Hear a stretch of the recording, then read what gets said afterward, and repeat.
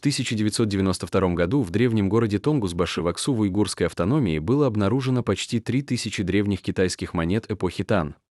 Однако, в отличие от монет Каюань-Тунбаа, которые выпускала империя Тан, на этих нестандартных монетах были написаны другие иероглифы Дали Юаньбаа или Цзиньчжун-Тунбаа. Это было не первое появление диковинных монет перед миром.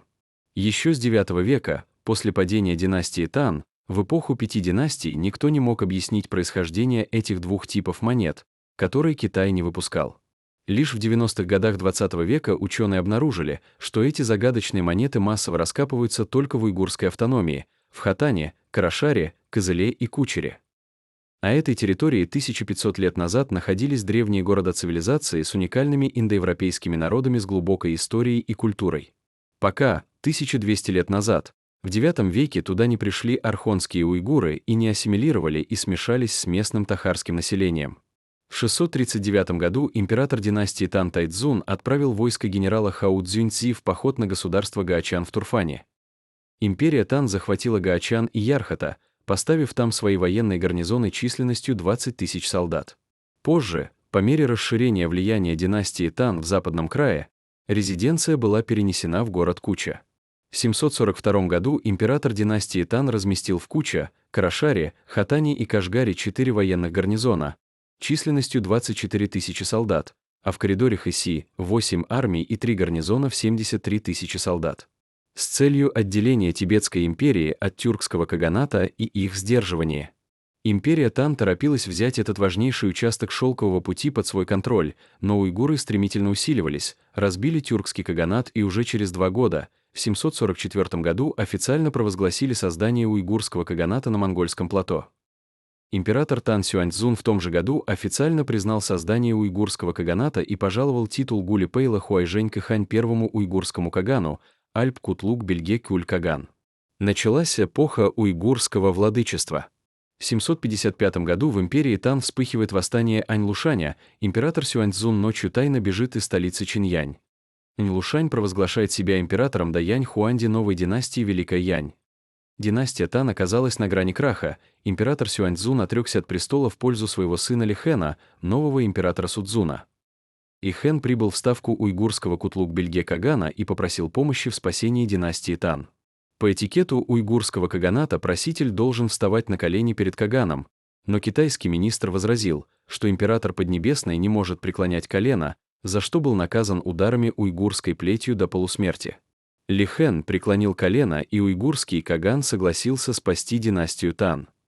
Кутлук-Бельге Каган послал своего сына, принца Ябгу с непобедимой уйгурской железной кавалерией отбить обе столицы империи Тан, западную Чиньянь и восточную Лаян, у мятежников. В итоге уйгуры победоносно освободили обе столицы. Аньлушань бежал и позже был убит своим же сыном. За свое спасение династия Тан заплатила огромный выкуп 20 тысяч рулонов шелка, разрешила уйгурским воинам разграбить Лаян и заключила брачный союз с уйгурским каганом, выдав принцессу Нинга за кагана. Однако в 763 году Тибет воспользовался затянувшейся смутой в империи Тан, его войска стремительно прорвались к столице Чиньянь, заняли его и посадили на трон марионеточного императора Ли Чинхуна. Император Дайцзун бежал в Шанчжоу. Что сделали уйгуры? Каган направил к границам крупную конную армию и заявил тибетцам: Чиньянь под защитой уйгуров. Если вы не уйдете, мы уничтожим вас. Более того, уйгурская железная конница перерезала пути снабжения тибетцев через Ганьсу. В результате тибетцы сами покинули Чиньянь через 2 недели, даже не вступая в бой. Император Дайцзун смог вернуться.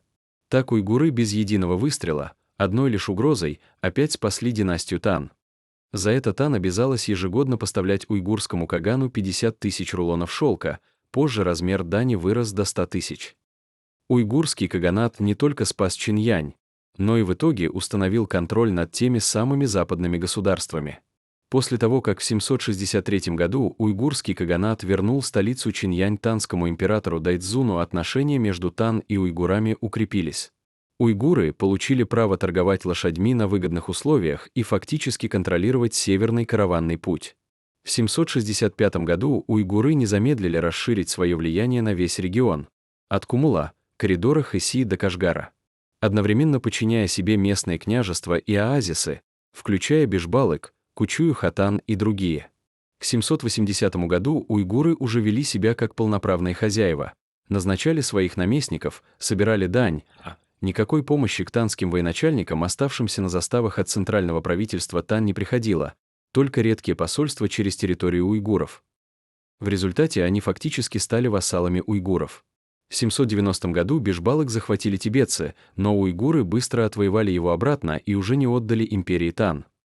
В 792 году уйгуры установили полный контроль над всей территорией Таримской впадины и Кашгарского оазиса. Последние танские чиновники в западном крае либо погибли, либо приняли власть уйгуров. Таким образом, уйгуры не только спасли Чиньянь от Тибета, но и стали главными бенефициарами краха танского присутствия на Западе. Они взяли под контроль территории от Кумула до Кызыла, от Хатана до Субаши. Там уже развивались уйгурские знамена, а не империи Тан.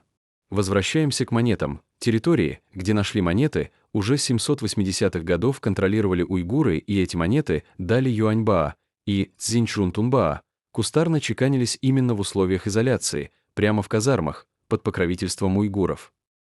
Когда их нашли в 20 веке, они стали особо ценным раритетом, за одну такую монету номиналом 1 юань дают до 100 тысяч юаней.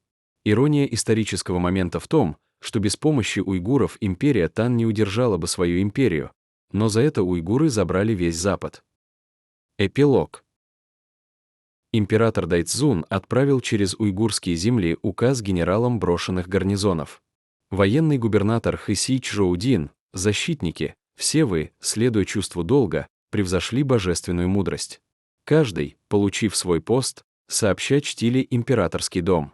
Полагаясь на волю неба, вы способны побеждать в боях, не тревожа срединное государство и не просите помощь извне.